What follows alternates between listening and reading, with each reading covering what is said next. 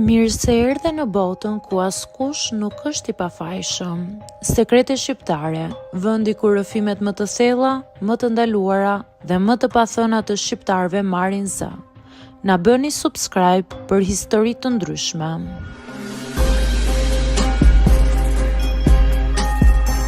Jam 38 vjeçe dhe nëse do më kishe pyetur para disa vitesh se si do të ishte jeta ime sot, nuk do ta kisha imagjinuar kurrë këtë rrugëtim. Gjithçka nisi shumë thjesht, me disa shqetësime që në fillim i konsiderova të zakonshme. Dhimbje të lehta barku, lodhje që nuk më hiqej, një ndjesi rëndese që shtyja gjithmonë me mendimin do kaloj. Si shumë gra, e lash veten pas dore. Puna, shtëpia, përgjegjësitë, gjithmonë kishte diçka më urgjente se sa shëndeti im. Derisa një ditë trupi më detyroi të ndalem. Dhimbjet u bën më të forta, fillova të ndihem e pafuqishme, pa energji, sikur diçka nuk shkonte me trupin tim. Shkova te mjeku, analiza, kontrolle, vizitat e njëpasnjëshme. Dhe më në fund përgjigja që nuk doja të dëgjoja. Duhej të bëja një operacion. Heqje të mitrës, ato fjalë më goditën fort. Nuk ishte vetëm një procedurë mjekësore, ishte diçka që lidhej me identitetin tim si grua, me mënyrën si e kisha parë veten gjithë jetën, me ëndrat që kisha pasur, edhe pse disa prej tyre nuk i kisha realizuar. E mbaj mend atë ditë sikur të ishte dje. U ktheva në shtëpi dhe qëndrova gjatë në heshtje. Nuk dija si ta përballoja, nuk dija si ta pranoja. Në mendjen time kishte vetëm pyetje: a do jem më e njëjta pas kësaj? A do më shohin njerëzit ndryshe? A do ndihem e paaft? Ditët para operacionit ishin ndër më të vështirat e jetës time. Frikë, ankth, net pa gjumë, mendoja për gjithçka që po humbisja, pa e ditur ende si do të ishte jeta më pas. Operimi erdhi dhe kaloi. Fizikisht gjithçka shkoi mirë, por ajo që nuk të thon shpesh është pjesa emocionale.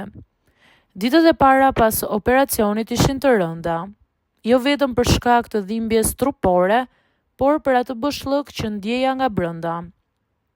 Sikur një pjesë e imja ishte zhdukur, sikur nuk isha më e njëjta. Qëndroja shpesh vetëm dhe mendoja për jetën, për vendimet, për atë që kisha kaluar. Por me kalimin e javëve filloi të ndodhte diçka që nuk e prisja. Trupi im filloi të rekuperohej. Ngadalë, çdo ditë e nga pak. Por bashkë me trupin, po ndryshonte edhe mënyra se si unë ndihesha.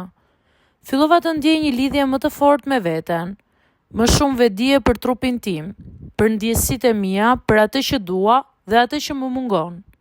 Në fillim nuk e kuptoja, më dukej e çuditshme, sepse në mendjen time kisha krijuar idenë që pas një operacioni të tillë do mbyllesha, do bëhesha më e ftohtë dhe më e tërhequr. Por ndodhi e kundërta. Ndjeva një rritje të dëshirës për afërsi, për lidhje dhe për intimitet. Kjo gjë më hutoi. Si është e mundur? Pyesja veten. Pasi kalova gjithë të, pse ndihem kështu? Me kalimin e kohës fillova ta kuptoj. Ajo që ndjeja nuk lidhej vetëm me një pjesë të trupit. Lidhej me mënyrën se si e përjetoja unë jetën, me mënyrën se si e pranova veten, me faktin që kalova diçka të vështirë dhe dola më e fortë. Ndjeva sikur një bar ishte e hequr, sikur nuk isha më frikë nga gjërat që më trëmnin më parë. Fillova ta shoh trupin tim ndryshe, jo si diçka që ka humbur, por si diçka që ka kaluar një betejë dhe ka fituar. Kjo më dha një ndjenjë lirie, një ndjenjë që nuk e kisha provuar më parë. Nuk kisha më nevojë të justifikohesha, nuk kisha më nevojë të fshihesha. Isha unë me gjithçka që kam kaluar, me gjithçka që jam sot dhe për herë të parë nuk ndihesha e kufizuar.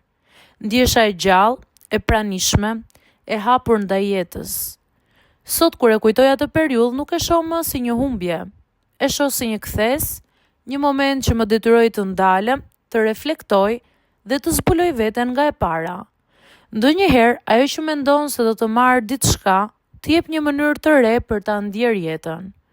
Dhe unë sot, edhe pse kam kaluar shumë, ndjej që kam ende shumë për të jetuar, më shumë se kurrë më parë.